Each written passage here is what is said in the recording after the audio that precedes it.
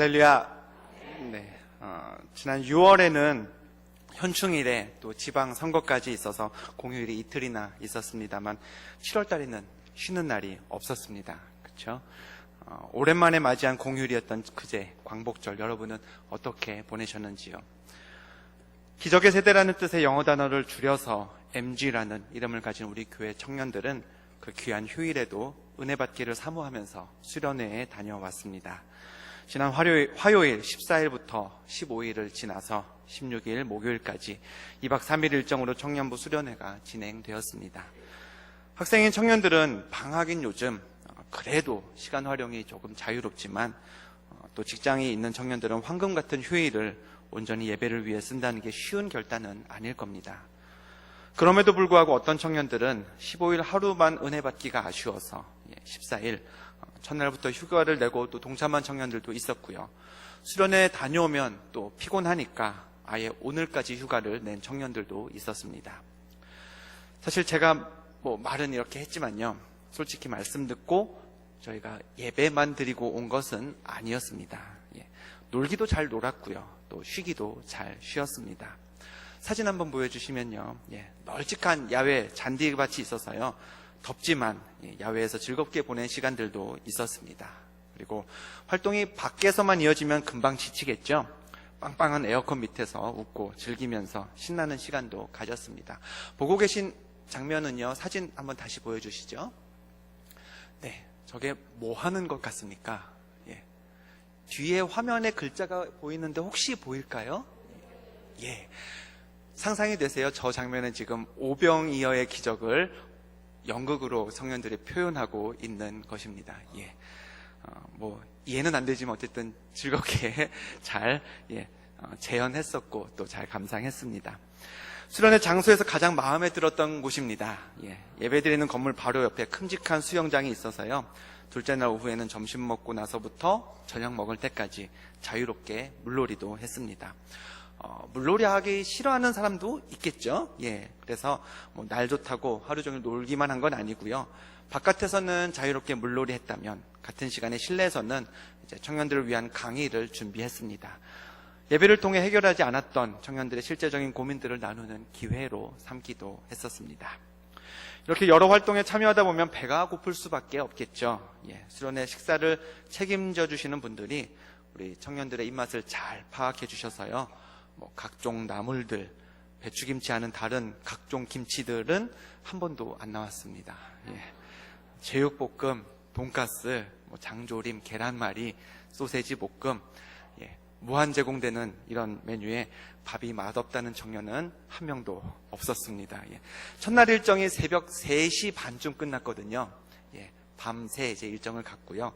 예배 드리고 마쳤던 게 12시 반, 그리고 프로그램 마쳤던 게 3시 반 정도 됐는데 아침 8시에 아침밥 먹으러 다 일어났습니다. 이렇게 잘 먹고 잘 놀고 또 잘 배우고 더불어 2번의 집회를 통해서 온전한 예배자가 되었던 우리 청년들에게 이번 수련회가 어떤 은혜, 어떤 기억으로 남을는지 제가 한 청년에게 부탁을 해서 수련회를 마친 소감을 한번 담아봤습니다. 영상으로 한번 들어보시죠.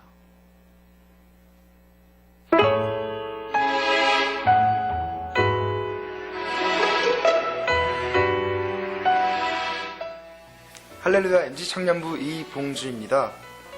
저희 MG 청년부가 8월 14일부터 16일까지 2박 3일간의 수련회 일정을 무사히 마쳤는데요. 이는 성도님들의 기도와 응원 때문이 아니었나 싶습니다. 다시 한번 감사드리고요. 좋은 말씀 준비해주신 아나운서 목사님께도 감사드리고요. 이렇게 좋은 자리를 마련해주신 하나님께도 감사드립니다. 더도 말고 덜도 말고 이번 수련회만 같았으면 좋겠습니다.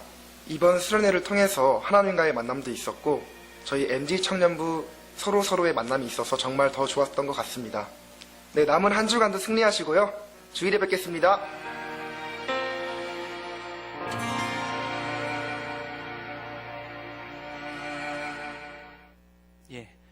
이번 청년부 수련회에 110여 명의 청년들이 참여했습니다만 사실 우리 교회 청년들이 수가 그것만 되는 건 아닙니다.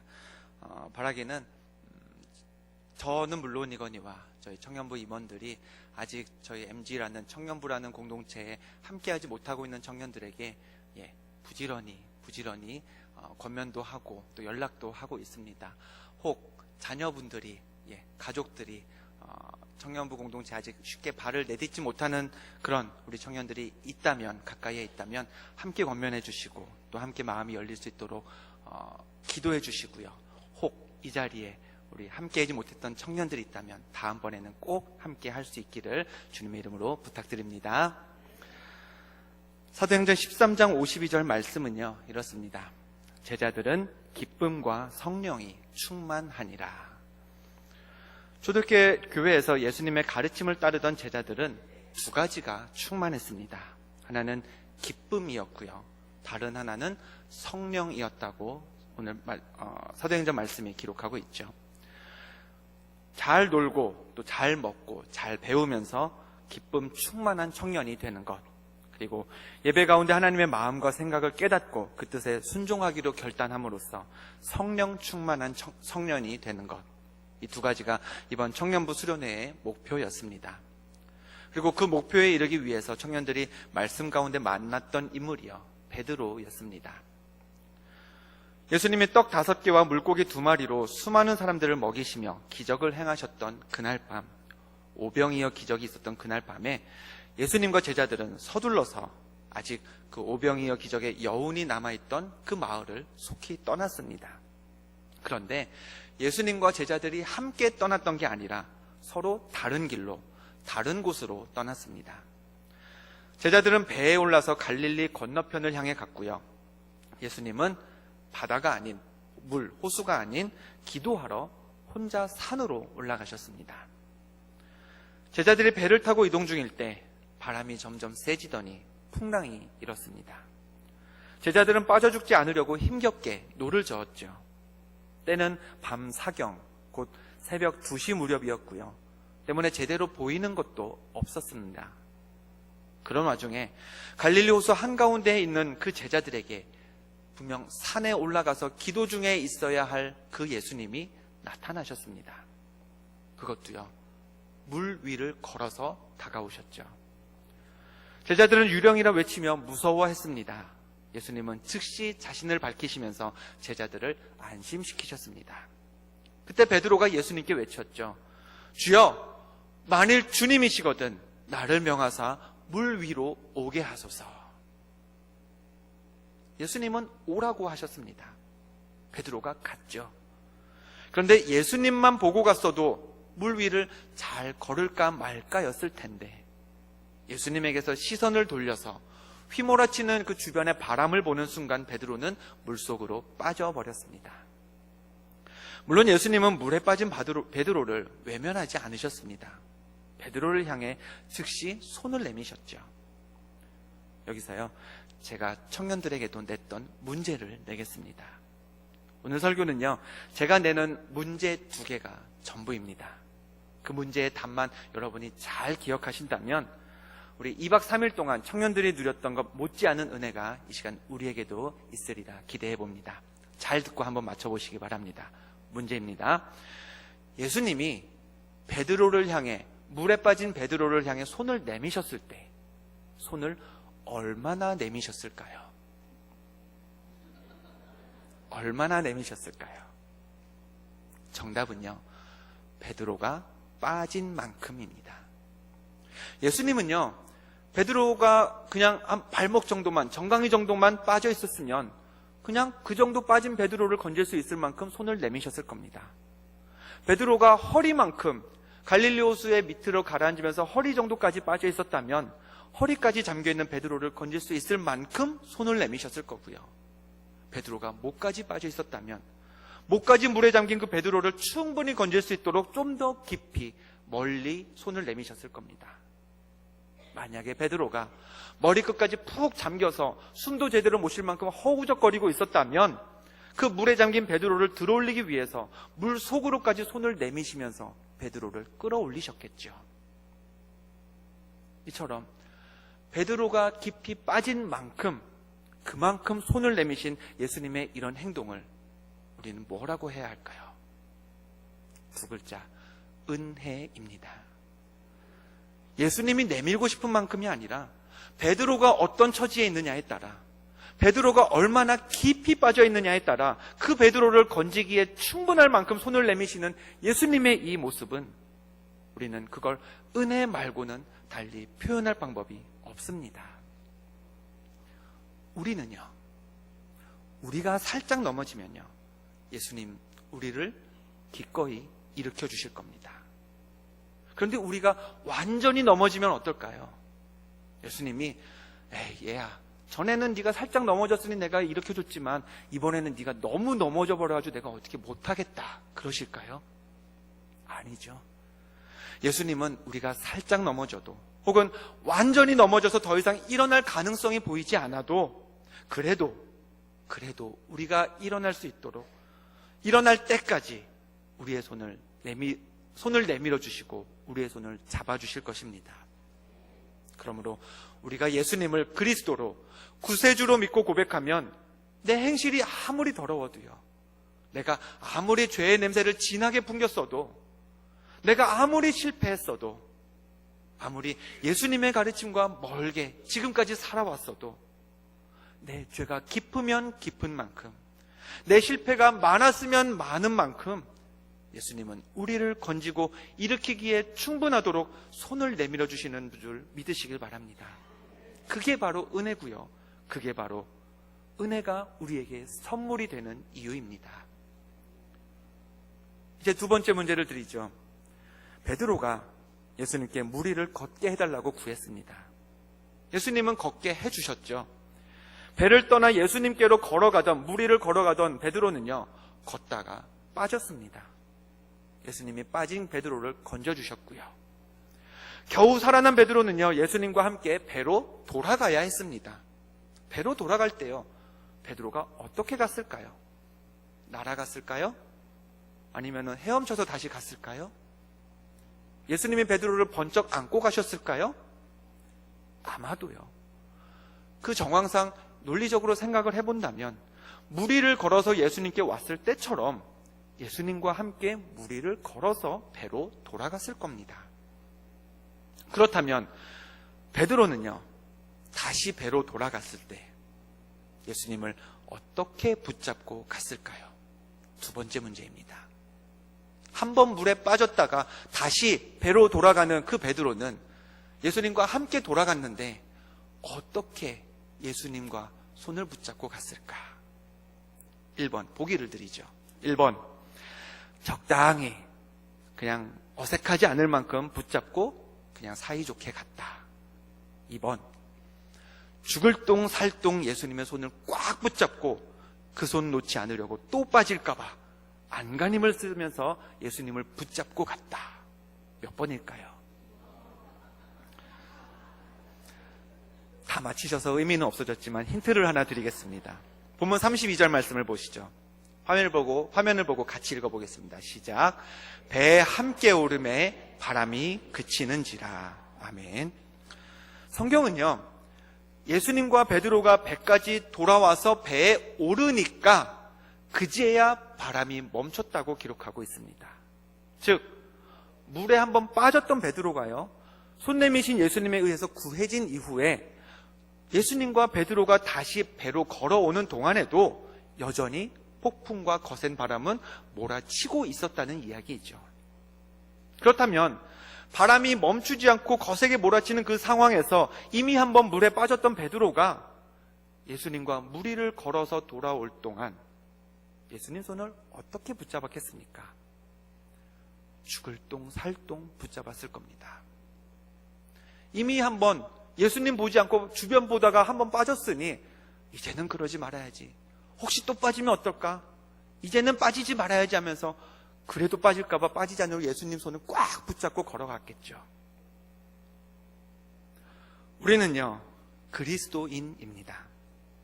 예수님을 그리스도, 즉 구세주로 믿고 고백하는 사람들이며 인생길을 혼자 걷는 게 아니라 예수님과 함께 걷는 사람들, 그게 바로 우리입니다.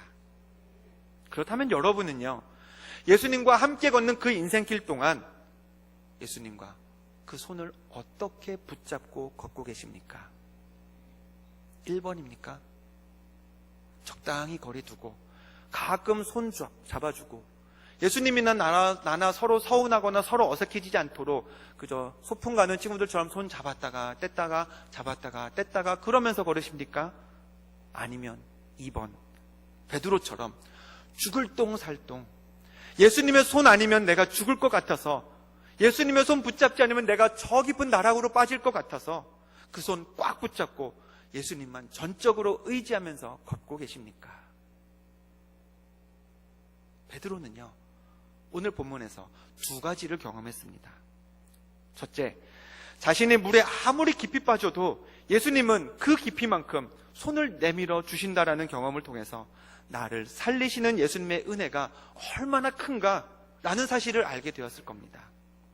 두 번째, 그리고 깨달았겠죠. 예수님 손을 죽을 똥 살 똥 붙잡지 않으면 안 된다는 사실을 깨달았을 겁니다.